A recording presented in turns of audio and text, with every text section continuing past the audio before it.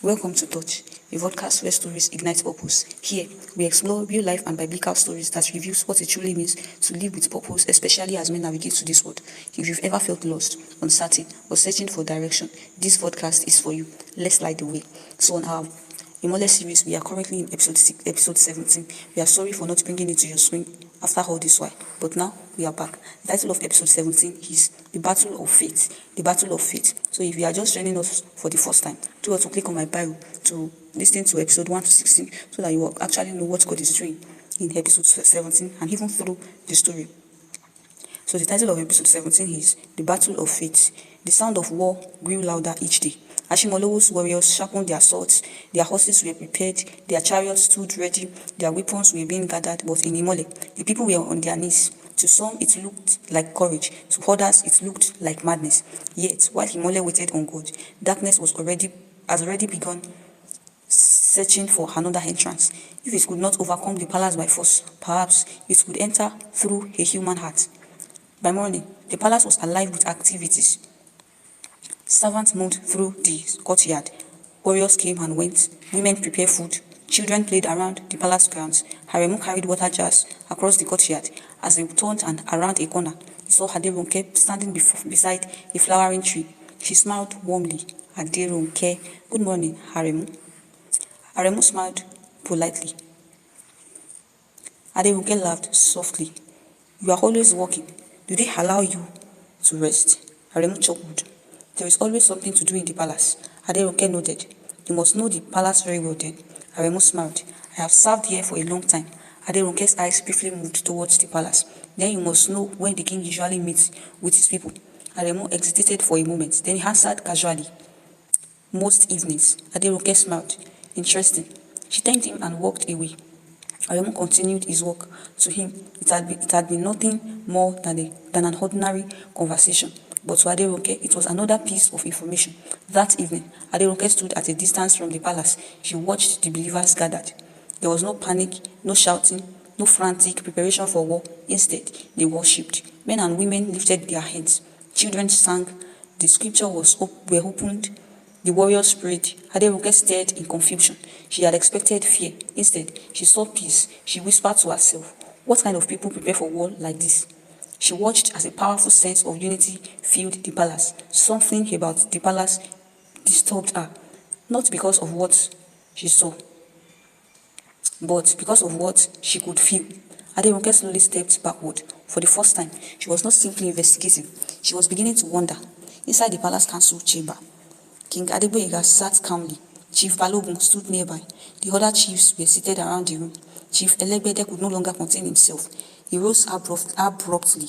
Your Majesty, the echoes of Ashimolowo's warrior can already be heard. Their army is moving closer. Their weapons are ready. He looked around the room. Yet we are still here praying. What exactly are we waiting for?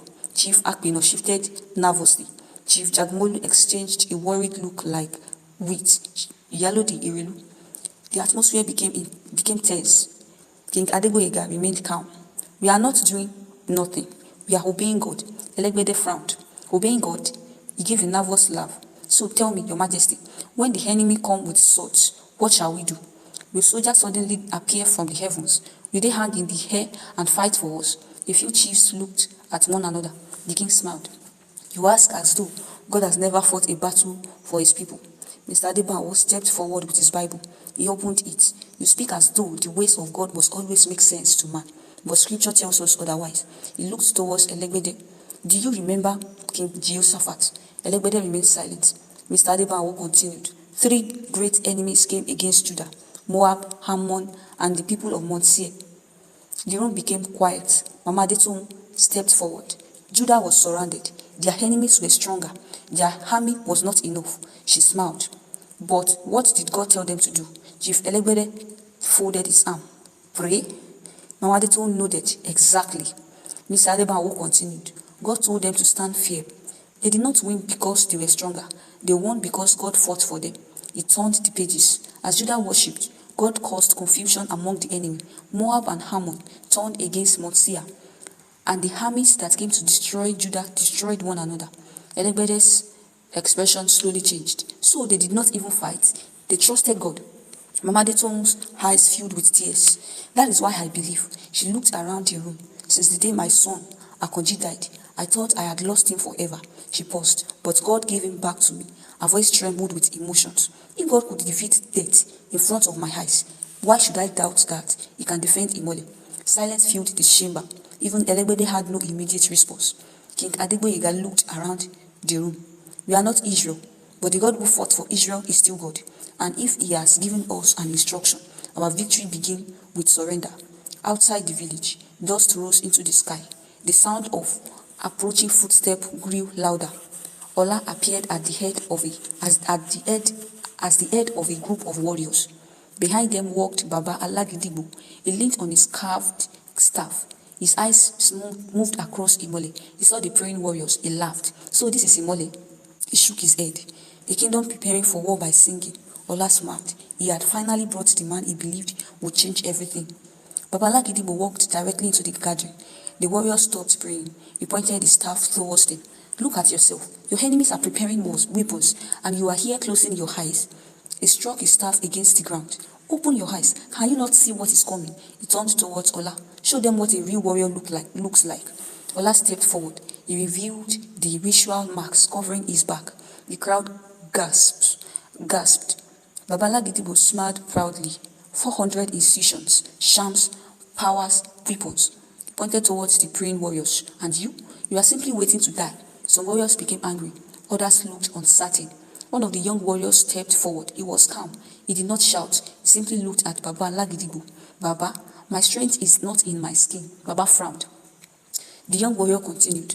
It is not in charms. It is not in weapons. My strength is in God. Baba laughed. God? The young warrior remained firm. Yes, Mr. Adebawo taught us that our battle is not merely physical. We have been instructed to surrender to God, and we believe that he is able to fight for Imole. Baba's expression hardened. The warrior then bowed respectfully. But there is something else. Baba stared at him. You have entered Imole. This land has a king. Before you parade warriors before the people, you should first regard our king. The crowd became silent. Baba's face tightened. For the first time since entering Imole, someone had challenged his authority without fear. That night, Aderonke met Akinwande, her husband. She told him everything she had witnessed. The prayers, Bible studies, the confidence of the king, the strange peace surrounding the palace, and the way the warriors refused to prepare weapons. Akinwande listened carefully. There is something different about that palace. I cannot explain it. Even when they should be afraid, they are peaceful. Akinwande's expression hardened. Then there must be a source. Aderonke nodded. Find it. Find what gives them confidence. Find the secrets behind that palace. Later that night, Aremu sat alone outside the palace. His earlier conversation with Aderonke replayed in his mind. He remembered the questions and she had asked. He suddenly realized how much he had revealed. His face became troubled. What have I done? He looked towards the palace. The sound of worship could still be heard. Aremu lowered his head. His conscience was beginning to fight against his weakness, but he had already opened a door, and darkness was waiting outside.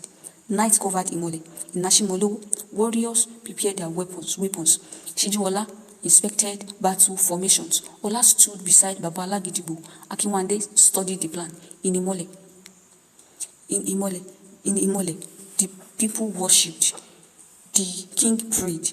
The warriors surrendered, and the word of the Lord remained at the center of their camp. Two kingdoms, two strategies, two kinds of powers. One trusted in what human hands could build, the other trusted in the God they could not see. And our closing narration for this episode is the battle was no longer approaching. It had already begun. But the greatest battlefield was not the land beneath their feet. It was the hearts of the people. Thank you for listening to episode 17 and for listening to Touch. If this episode spoke to you, share it with someone who needs it. And remember, your story is not over. Your purpose is still waiting. See you in the next episode. My name still remains Elizabeth. God bless you. Bye.